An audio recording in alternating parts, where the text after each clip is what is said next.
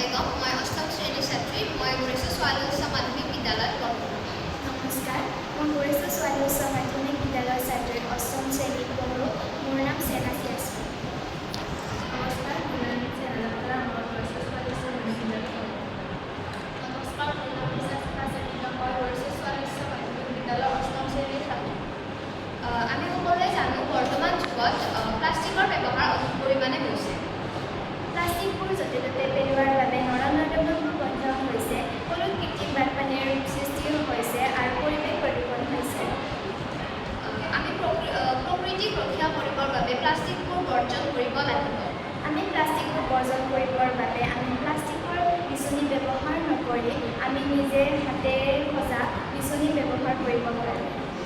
প্লাষ্টিকৰ বটল ব্যৱহাৰ নকৰি আমি কাঁহৰ বটল ব্যৱহাৰ কৰিব পাৰোঁ।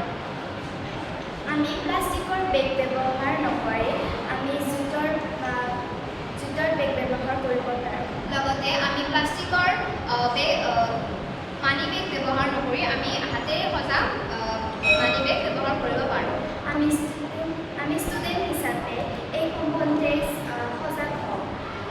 আৰু আমাৰ স্কুলৰ সমাজৰ লগতে স্কুলৰ বাহিৰৰ সমাজতো প্লাষ্টিক বৰ্জনৰ সম্পৰ্কে সজাগতা দি দায়বদ্ধ হওঁ। ধন্যবাদ।